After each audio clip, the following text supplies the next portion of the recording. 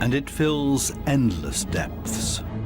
Only few will venture out into the endless open ocean of this vast underwater world. Most of the ocean inhabitants live in the city, as it were, like human societies. Very close together, with friendly neighbors and nasty co-tenants. While dangerous robbers lurk around at the edge of town.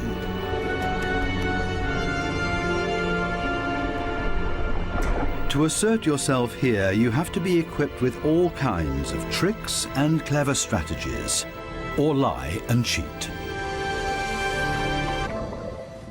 Coral reefs are the largest structures in the world. They're giant submerged metropolises.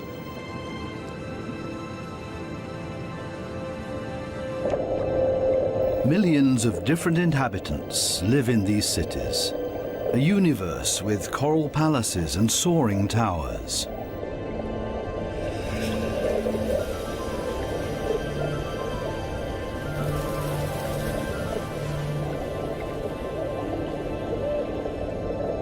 Every neighborhood has a chief. The entire street belongs to this guy. No trespassing, okay? A typical large city with all the noise and ruckus.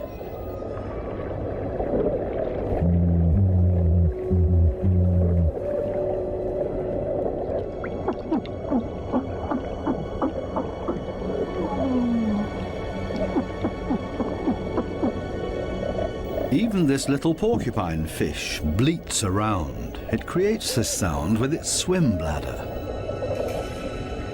Two small harlequin shrimps are nibbling on this blue sea star.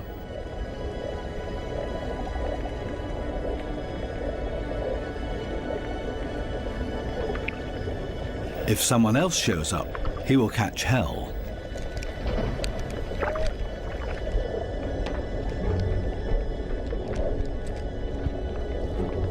Another harlequin shrimp busy pulling a bite out of a sea star.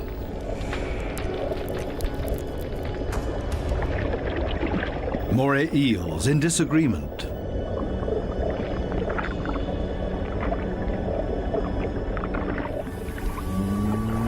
A scorpion fish shuffles across the ocean floor.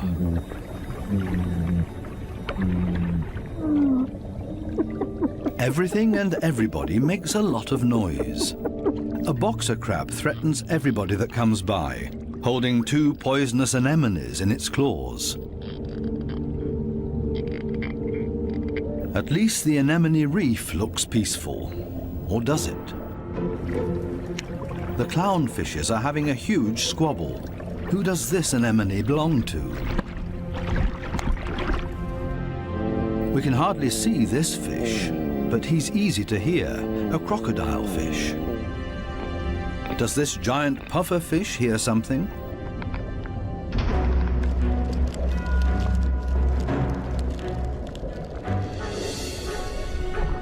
It's a ray that's getting away. A dispute amongst the members of the cichlid family.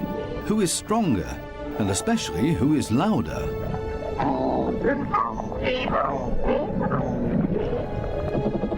Two Walkman fish are noisily trying to woo a female.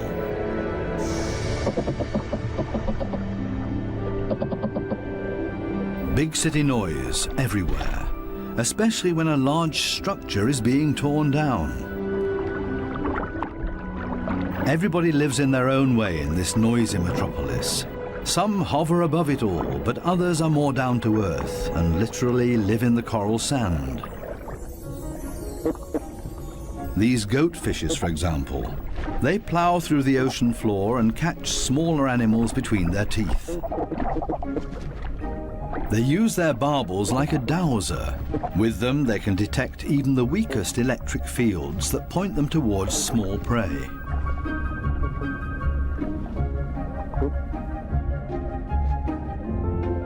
These gobies also dredge through the sand and feed on what they find in there. There's another way of finding prey in the sand. This blue-spotted stingray uses its wings like shovels, and there's always a chance of stealing something. While one works, others just stand by and feed on what's left over, maybe a piece of crab or a mussel. You have to be very familiar with this area to find the best morsels.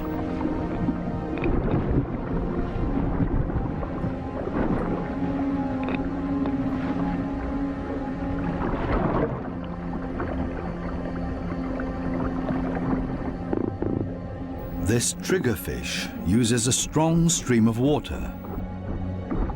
The fish blows away the sand to unearth whatever is hidden inside it. Others are quick to steal whatever they can.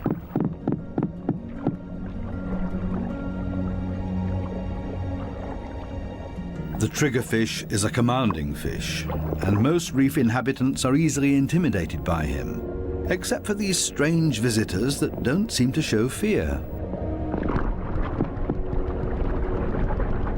In any case, it's best to cover them up with sand.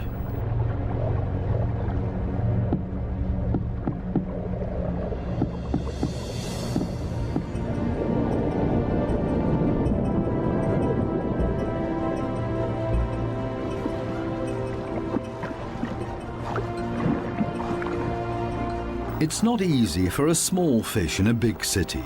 There's always somebody with bad intentions, and you have to be extra careful not to get swallowed, like these moon wrasses, for example. So it's always safer for the smallest among the reef inhabitants to show up in schools. It's difficult to keep an eye out for only one little fish, and as a result the predator often grabs blindly at nothing and comes up empty. To show up in a big mob is always safest. Others are easily distracted at the sight of so much prey all at once. This easygoing giant pufferfish would never have a chance here anyway. Being part of a school of fish is always the best protection from predators. The slow ones are being ignored. No danger here.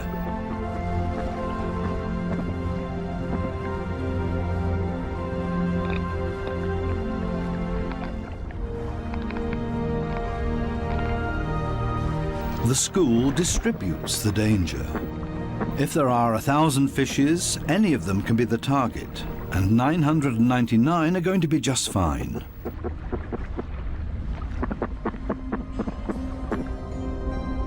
But what about loners, or those that live as a couple?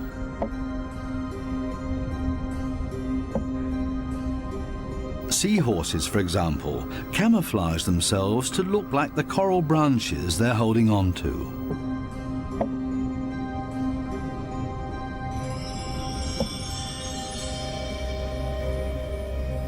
Even more difficult to see, where is the animal here?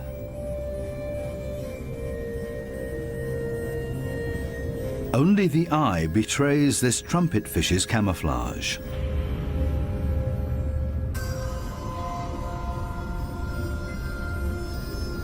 They do everything to not look like themselves, ornate ghost pipe fishes.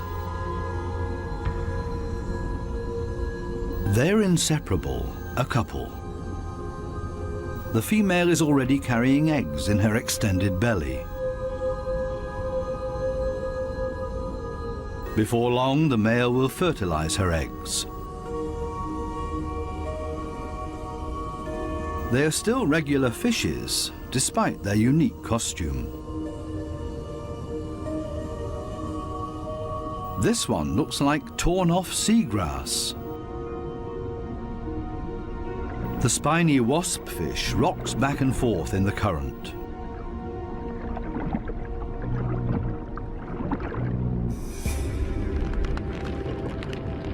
Not a monster, but ingenious camouflage. A spider crab that's decorated its head with a sponge. This will deter any predator.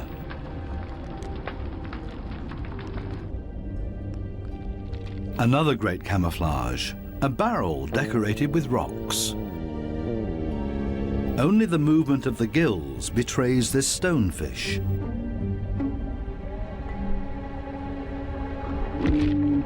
Even a smack with a fin doesn't bother him. The fish knows it will not hurt him. It only shoves him a little further to the side.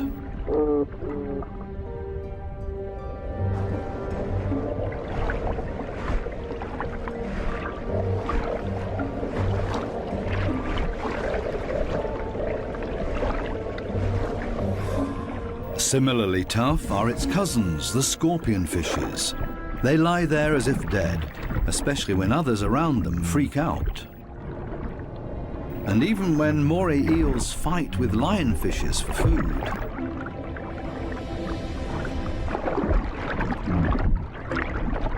The scorpionfish lies in wait for its chance, and then immediately becomes completely motionless again.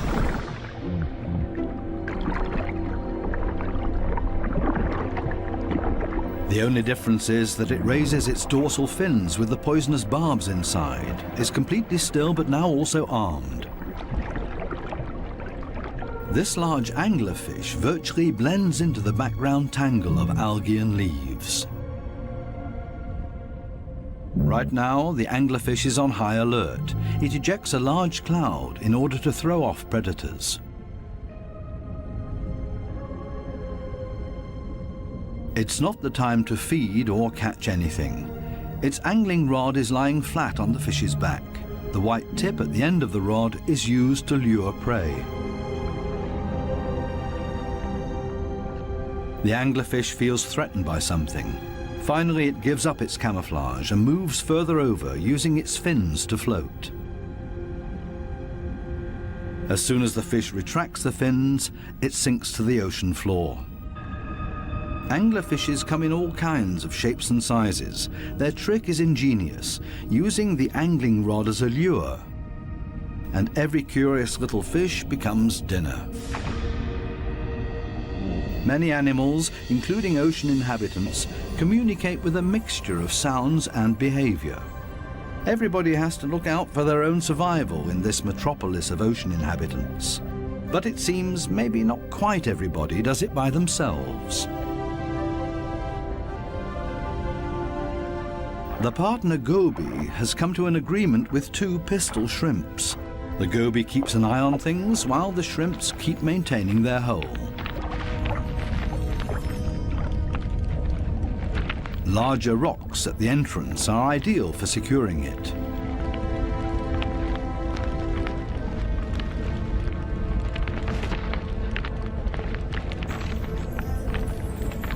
They're an experienced team. The shrimps keep in constant contact with the goby and even massage the fish's belly.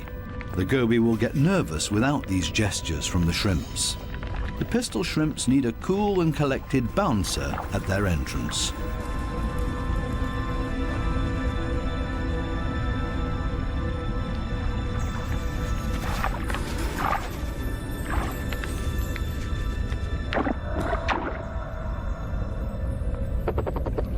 Teamwork. This is where the anemones settle with their poisonous tentacles. Whoever gets caught by those will pay for it dearly or lose their life.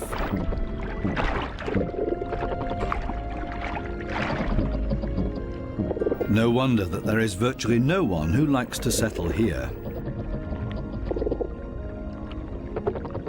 The little clownfishes are the only ones that know how to deal with these tentacles.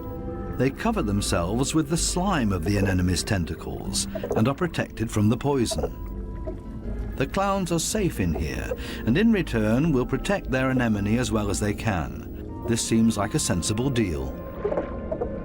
But on occasion, the anemone will pull the tentacles inside its column-shaped body, which means the clownfish's home is gone.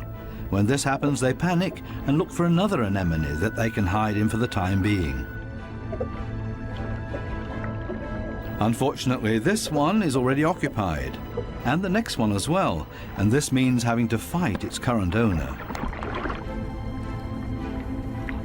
There's much to lose for the clowns. Without the anemone, they can't procreate.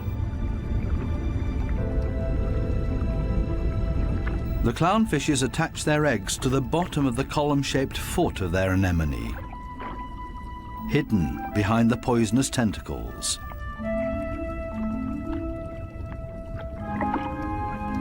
Both male and female tend to the eggs. They fan fresh water on them. The eyes of the babies are already clearly visible. The clowns are very protective of their eggs.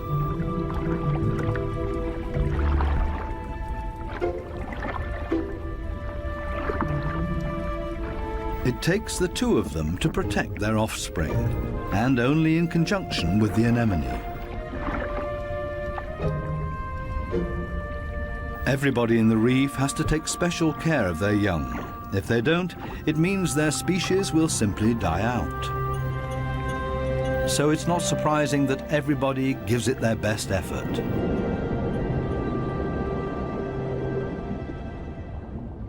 This triggerfish has hidden its offspring in a small hollow in the sandy ocean floor, and this means having to constantly protect this open egg site.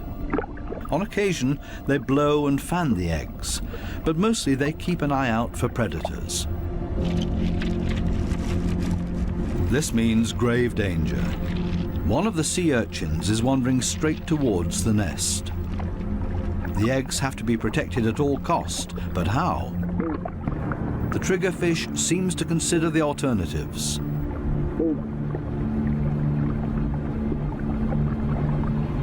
But then it blows and then rams the sea urchin.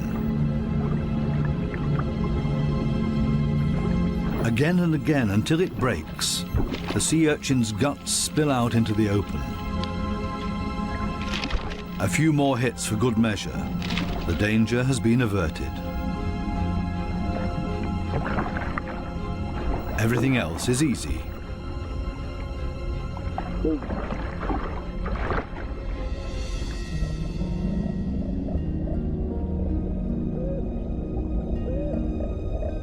Two little damselfishes cling to a coral branch, a pretty and obviously inseparable pair.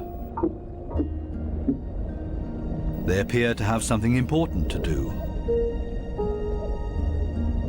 And there it is.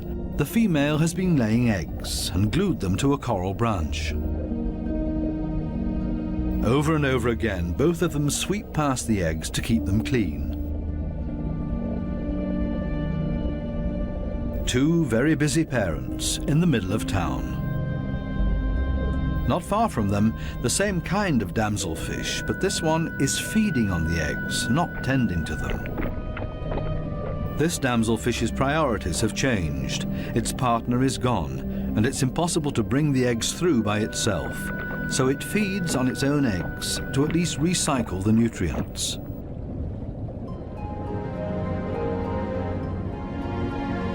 There are many different strategies to give one's offspring a good start. Some are surprisingly easy.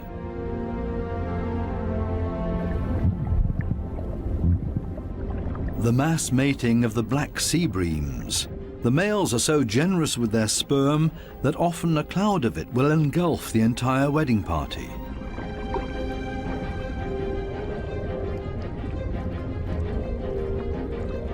Countless couples and constantly in motion. A predator would have a hard time to find its bearings in this schooling behavior.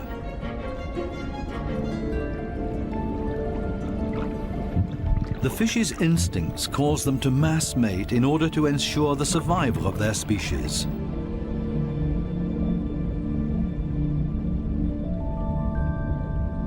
Cardinal fishes have their own clever means of child protection.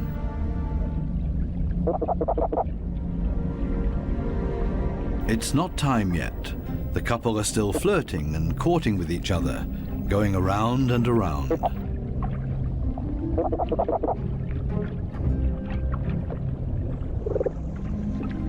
We'll leave them to it and take a detour to a couple not quite as gentle with each other. Monkfishes live in groups, and their nests are very close to one another. As a result, all the fishes are alerted to a predator nearing their nests.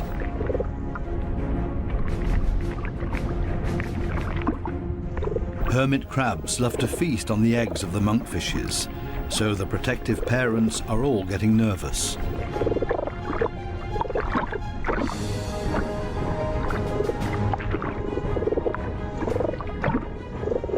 The hermit crab is still far enough away and currently busy with something else. The hermit crab's best defense is its house that it carries around for protection. The patience of the monkfishes is wearing thin.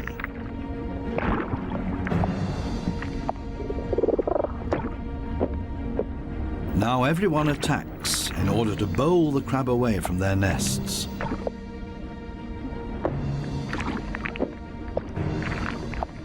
They're clearly telling this hermit crab to take a hike, but they should have stayed with their offspring because there's new danger approaching. A gaggle of rainbow wrasses takes advantage of this unique opportunity and ravages the monkfish nests. The predators are quick, brutal, and in the majority. Most of the monkfish eggs will be devoured. An attack of this kind would never happen to the cardinal fishes because they are mouth brooders and don't have to watch over a nest that's out in the open. The males carry the eggs in their mouths, up to 20,000 of them.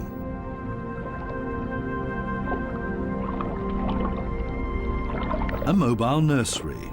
They're safe here in their father's mouth, unless, of course, he gets eaten.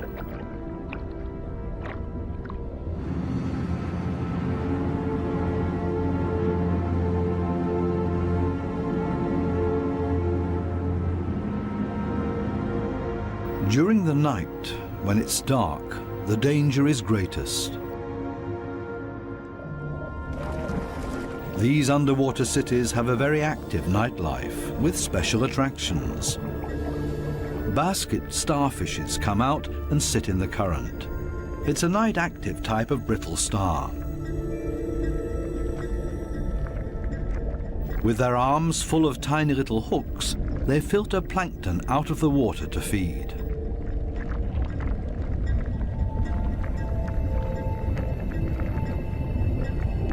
A very elegant feather star. It's on the move to find a better spot to filter plankton.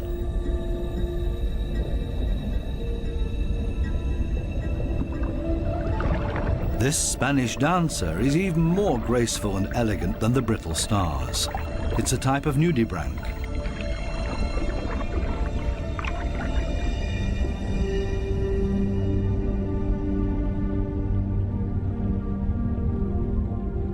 The giant pufferfish is relaxed and spends the night dozing off on the sandy bottom. Others prefer the safety of their quiet bedroom, a surgeonfish. Everybody settles in for the night as comfortably as possible. The parrotfish tucks itself away in its mucus cocoon for protection against predators. Everybody's sleeping arrangements are different. The poor triggerfish has to stand guard by its nest all night long. There's no time to rest.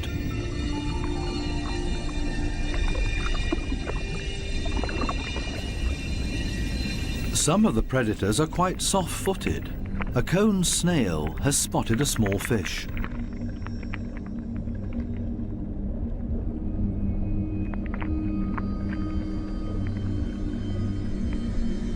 The snail is fast, and the prey disappears in the blink of an eye.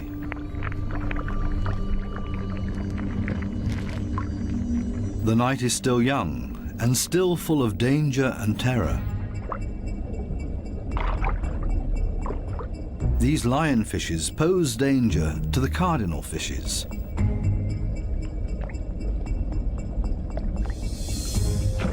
Lionfishes suck in their prey.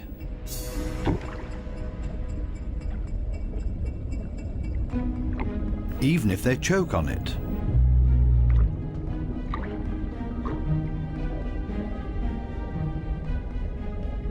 They're hanging around waiting for their chance.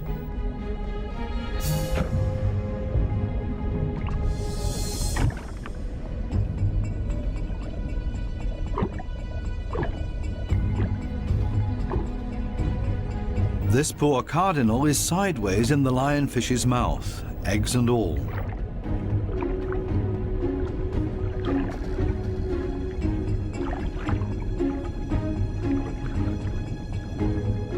Lionfishes aren't the most elegant predators, with all their attachments and frayed fins.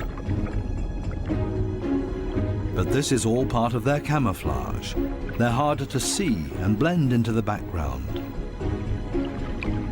Outside the reef, the lionfishes hunt as a school. They drive their prey towards one another with their fanned-out fins.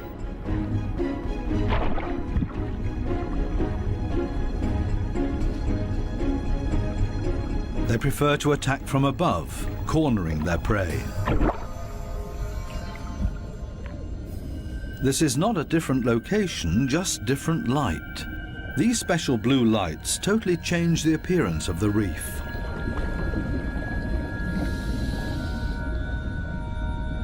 Now we can see that the coral polyps are bright red, and they clearly stand out from their environment.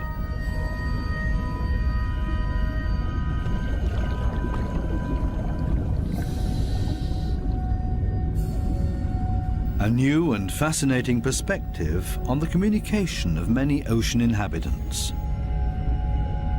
And suddenly an eruption of sorts.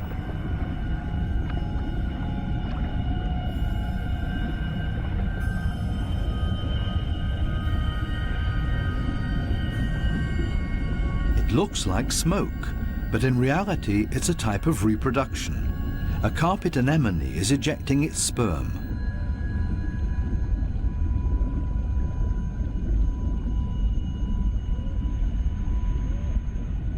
In the blue light, it looks like a dramatic eruption.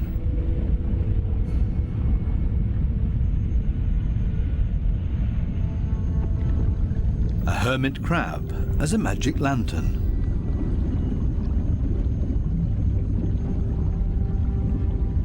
The blue light brings out these colors.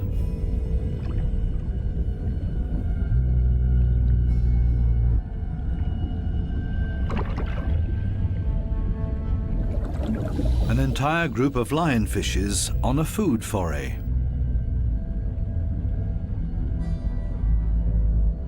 The animals don't seem to know any fear. It seems that they're well aware of the poison they carry in their back spines. They even use the light of our dive torches to their advantage. There's no nightly rest to be had here.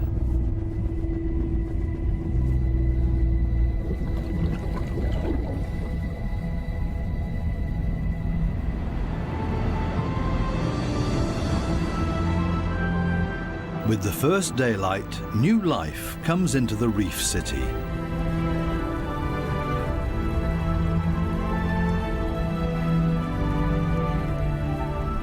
They all seem to start going again, ponderously with armored fins.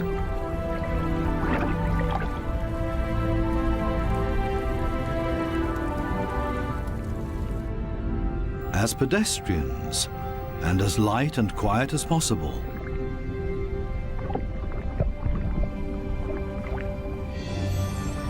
Mother and daughter, elegant and synchronous. Some have to hustle along on 10 legs. This spider crab runs straight into a brittle star gathering. A giant smash-up in the early morning. Wildly flopping around, everybody tries to get away.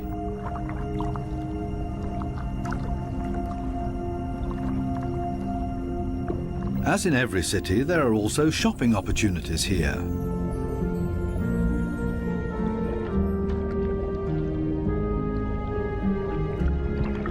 This moray eel knows her shops well.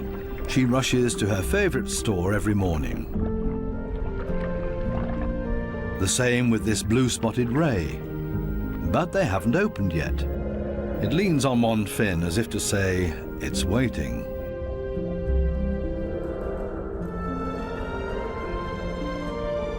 Similar problems in a branch further up. These sweetlips are also waiting to be tended to.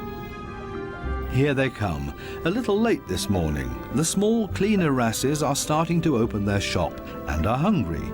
They're ready to rid their customers of parasites. This ray is also being served. It likes to have its gills cleaned. This is a barter business. One side gets cleaned, the other fed. A very fair deal. Clownfishes seem to be excluded from this business because they can't leave their anemone. In their case, the cleaner fishes make house calls.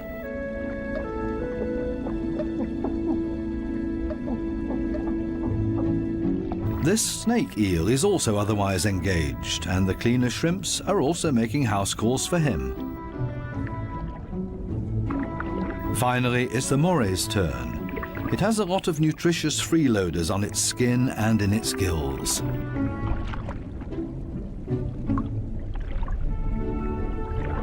All of a sudden, the cleaners leave. Why?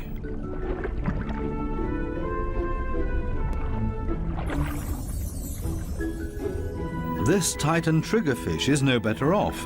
The treatment has stopped before he was finished.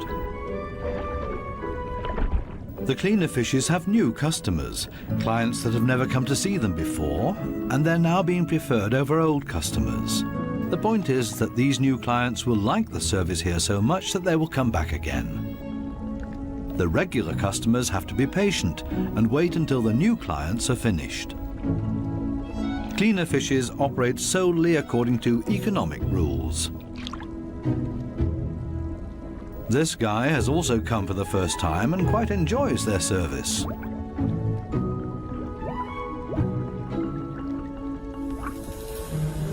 Sometimes it's too much of a good thing, though. This small black-spotted puffer just wants to look around and is not asking for a cleaning at this time. It swims away quickly and clearly annoyed. It's time to go back to the regular customers before they get impatient and leave for good.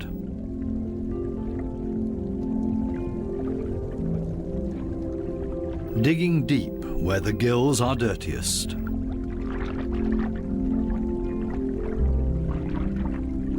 One last time through the mouth, and it's as good as new, and the teeth squeaky clean. Now this male moray can start looking for a suitable female. She is clearly not interested in male visitors. This next dugout also does not look encouraging.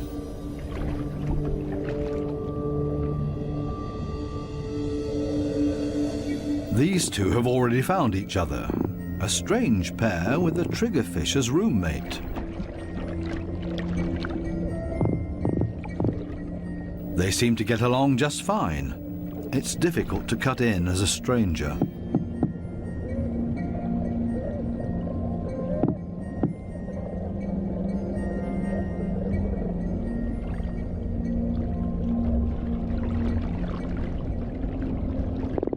It would also be well advised to stay away from this giant triggerfish.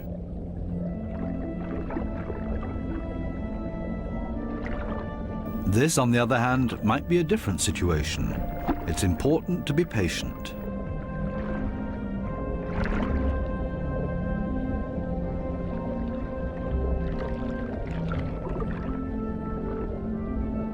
This female moray does not seem to be too reluctant. She's showing her teeth, which is not a sign of aggression, quite the opposite. She finally agrees to a date.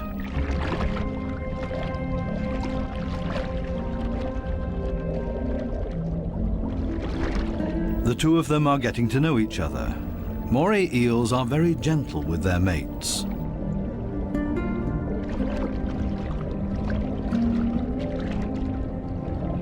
And they're good for another surprise, as partners of a phenomenal hunting party.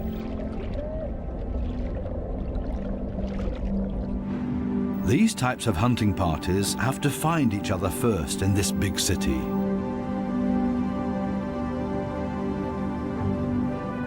The right place for the moray and her partner. The morays cooperate with the groupers. It's not so far-fetched. The grouper hunts in the open and the moray inside the reef. The moray is able to get in between cracks and crevices that the grouper can't get to. Together, they're a strong team. a grouper that's trying to convince this moray to hunt with him. The grouper signals this to the moray by rocking back and forth and shaking for all it's worth. All for nothing. This moray doesn't understand and stays in its cave.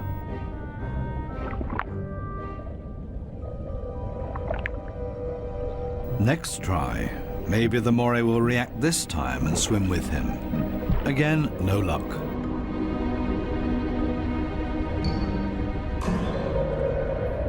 Finally, this moray seems to understand the grouper and is hungry. The grouper tilts its head and the moray accepts his invitation. Together they swim through the reef. The moray prefers to swim between the dark alleyways, and the grouper decides it's safer to stay on the main streets around the reef. This is not the right place. The grouper expected to find scared prey here. The moray takes a break and waits. It's not going to happen this way. Again, another invitation to go.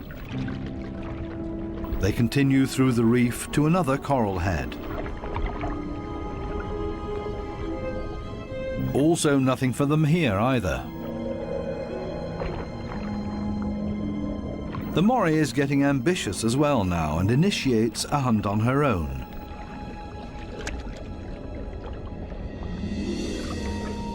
She might be better at finding hunting spots.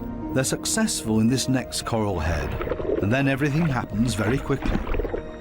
The fishes are panicked, and both hunters are able to profit from that.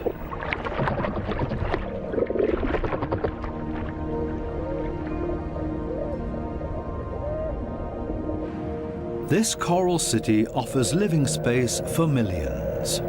Many hideouts and crevices provide protection for everybody. My home is my castle.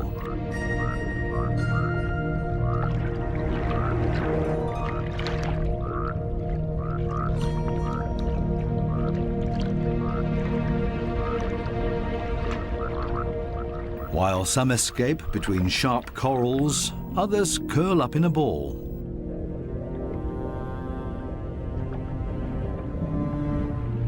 Octopuses don't have bones and are therefore able to change shape. Their homes are usually very tight and space-saving.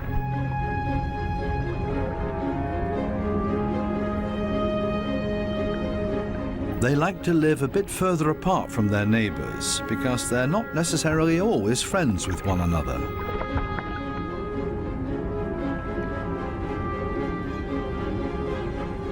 It might be best to put up a wall of stones between them.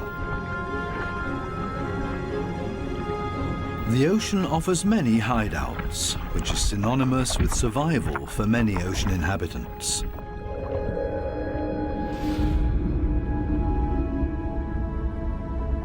There can also be hideouts that nature never intended to be there, such as this giant wreck, 240 feet deep.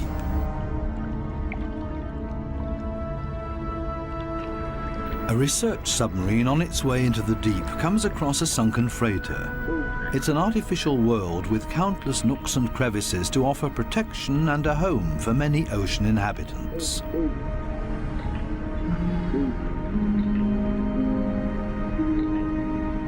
The wreck has long been overgrown with all kinds of sea life. The side of the hull has become a living wall made of corals and sponges.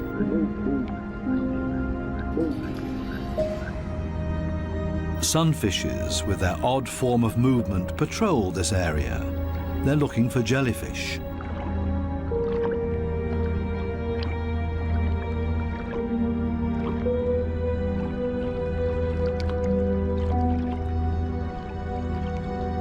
In steerage, where the current is strongest, filter feeders have found a new home, such as these sea fan corals. They feed on the tiny plankton particles, a unit that has grown together made of technical, man-made and organic structures. Even the steel anchor has grown a second skin, made of living beings. It offers these delicate creatures a solid structure to grow on. They have all made a comfortable home in this sunken world. Not even the lights of the stub disturb any of the wreck inhabitants. New life has been created out of the tragedy of this sunken ship, the ingenious, life-renewing cycle of nature. The Morays are sharing a home. They seem to be exceptionally friendly towards one another, even with this conger eel as their neighbour.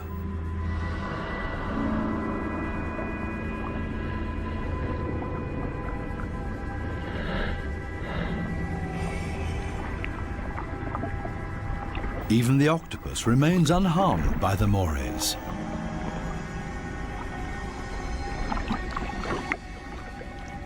A unique environment made of steel that offers many different opportunities for ocean inhabitants to use it.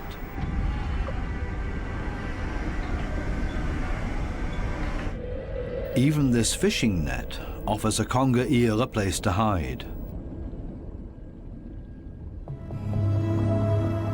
The original destination of the sub is located a bit deeper, a picturesque underwater city full of ancient amphora architecture. An antique merchant vessel sank here. Only the clay containers, once filled with Greek wine, are still visible. Now they offer homes and protection to many ocean inhabitants. Similar to the reef, hiding places are essential for staying alive down here. The amphorae have a very special shape. They taper towards the bottom, so they could be stored sitting upright in a layer of sand in the hull of the ship. The amphorae and their precious contents were safe during transport.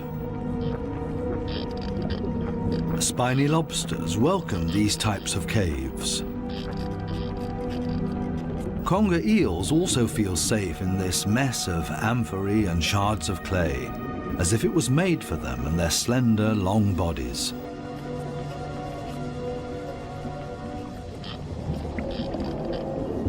The city of amphorae on the ocean floor provides countless opportunities to observe, disappear, and be unseen.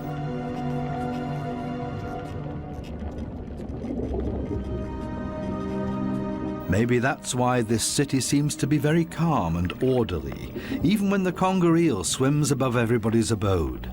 Nobody panics because they only have to withdraw slowly into their homes and are safe. The same goes for this forkbeard.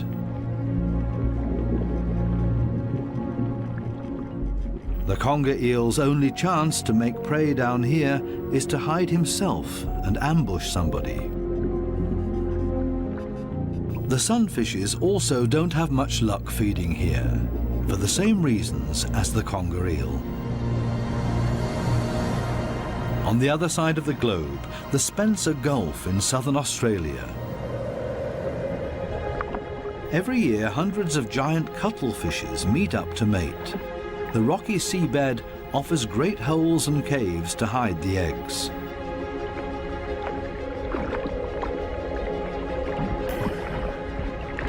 The females are smaller than the males and seem to be a bit shy, keeping their arms tucked tightly together.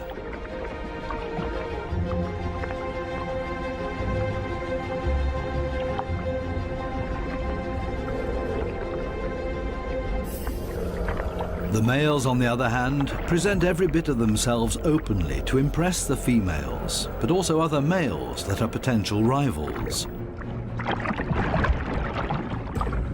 When the going gets tough, it's always a good idea to hide behind the safety of a cloud of ink.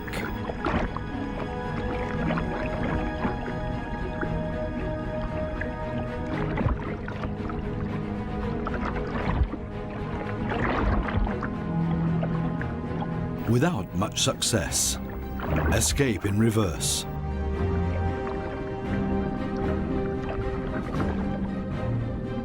Only the strongest of them have a chance with the females. He's a winner and courts his female by changing his color to interesting stripes. She has agreed to mate with him, and they hug tightly. He deposits his sperm package into her mantle opening. Immediately afterwards, she withdraws into one of the caves on the ocean floor in order to avoid courtship from other males, a clear signal. The male is protecting his female from other rivals.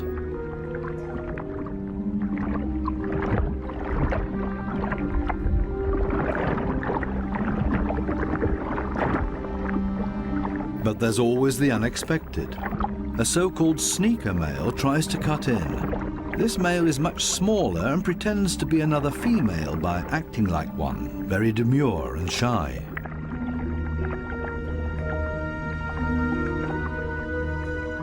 All seems to be fine in the den. He's busy chasing away other rivals from this new supposed female. Especially now that there are two females under his protection. It can't hurt.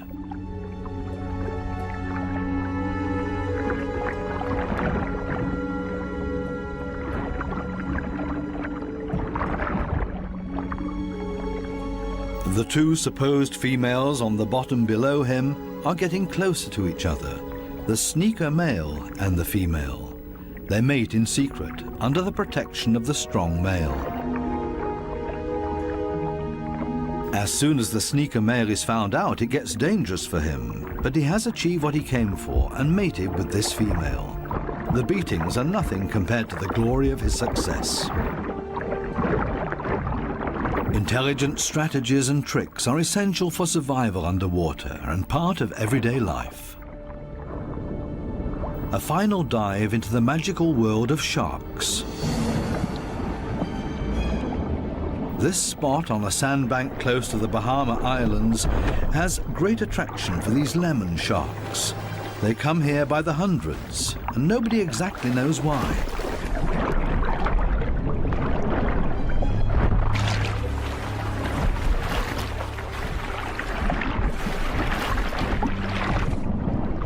This sandy plateau in the middle of the open ocean is easy for scientists to get to.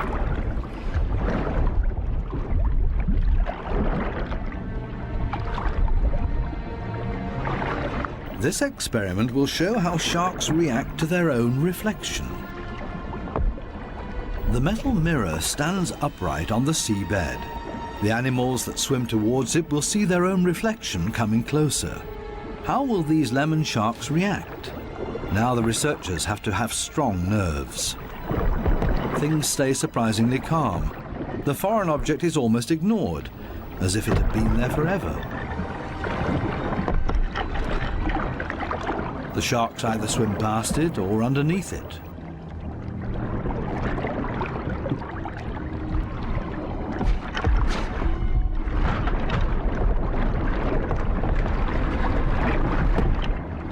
The scientists expected a bit more, and soon the sharks lose all interest in the mirror.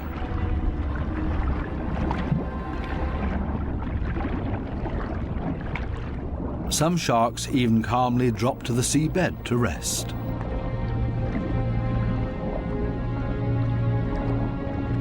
The only ones alarmed by this behavior are the remoras that like to keep moving.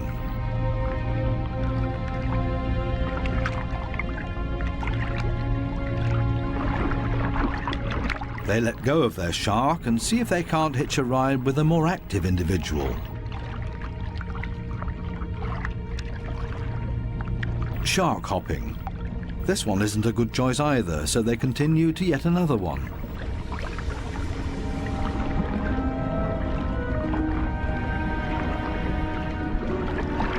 All of a sudden, something happens to the mirror, and the peaceful afternoon on the sandbank changes quickly into the complete opposite.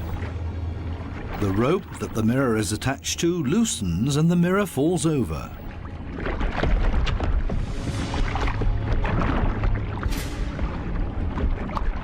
Suddenly, and seemingly out of nowhere, several sharks rush to the mirror and show great interest in it.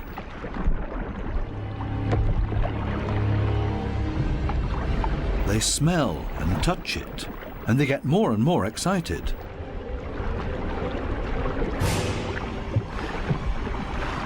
What happened all of a sudden? None of the scientists have any idea.